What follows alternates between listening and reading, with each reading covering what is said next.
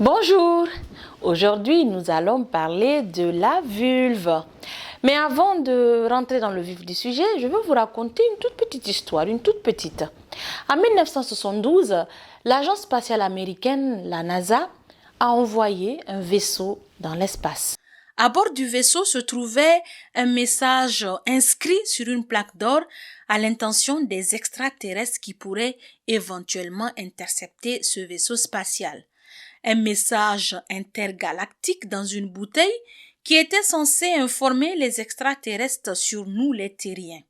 Il s'agit d'un homme avec un pénis et une femme avec rien. On se trompe depuis trop d'années maintenant. Mesdames et messieurs, filles et garçons, parlons de la vulve.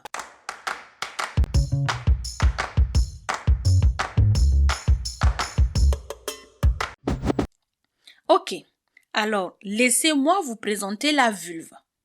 C'est l'ouverture vaginale, l'entrée du vagin qui mène à l'utérus. C'est par là que sort le pipi, l'ouverture urétrale. Voici le gland du clitoris et son prépuce. Et si vous pensez maintenant quoi? Les femmes ont un prépuce. Nous avons parlé du clitoris dans l'épisode 2. Et voici les lèvres. Voyons ce que font ces parties. Vous avez probablement remarqué que la vulve est normalement chaude et humide. C'est parce que tout simplement le vagin est non seulement l'entrée de l'utérus, mais aussi la sortie des différents fluides. Il existe 3 formes de fluide vaginal. La première, c'est la sécrétion quotidienne. Elle aide à prévenir les infections et peut également changer en fonction du cycle menstruel.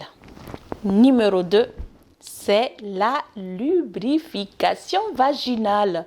Ce fluide filtre le sang pendant la stimulation et peut aider à, vous savez quoi, lubrifier le vagin. Le numéro 3, c'est l'éjaculation vaginale. Elle contient des protéines qui aident les spermatozoïdes à survivre. Le vagin se nettoie donc lui-même. Il n'est pas nécessaire d'essayer de le laver avec des produits spéciaux ou quoi que ce soit comme du savon ou du gel douche. Seule l'eau est suffisante et c'est la meilleure, croyez-moi. Ensuite, nous avons les lèvres. Elles gardent tout en sécurité ici. Les lèvres sont comme un ensemble de double porte. Nous avons les lèvres externes et les lèvres internes. Elles nous protègent contre les bactéries et autres intrus. Les lèvres externes produisent de la lubrification et nous aident à garder notre vulve, mais aussi notre vagin en bonne santé. Quant aux lèvres internes, elles possèdent de nombreux vaisseaux sanguins et terminaisons nerveuses et se gonflent quand nous sommes tout simplement excités.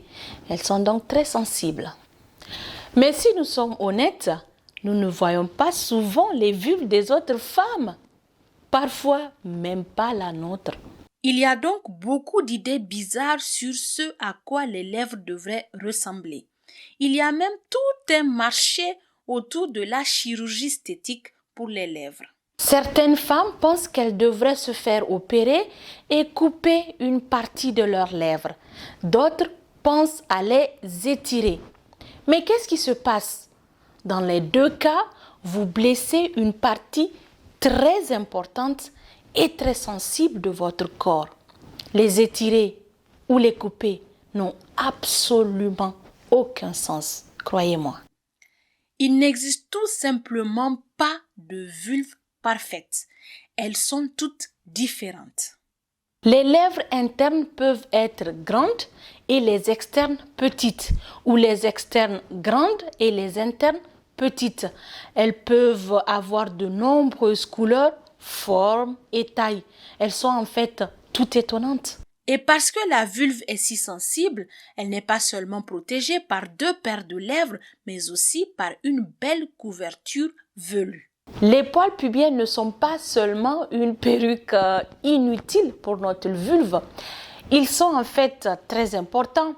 Ils nous protègent contre les germes et les infections, mais aussi contre les frottements causés par tout ce que nous faisons, comme par exemple les rapports sexuels. Donc c'est en fait une couche supplémentaire de protection. Bien sûr, à l'époque où il n'y avait pas de sous-vêtements, la protection offerte par les poils pubiens était encore plus importante. Aujourd'hui, certains aiment les tondre. Se raser les poils pubiens peut sembler attrayant et sexy pour certaines, mais n'oubliez pas que cela peut produire facilement de petites plaies qui peuvent s'infecter, surtout dans la chaleur de nos sous-vêtements. Et oui. Alors, mesdames, regardez de plus près votre vulve. Apprenez à la connaître. Un miroir peut vous aider.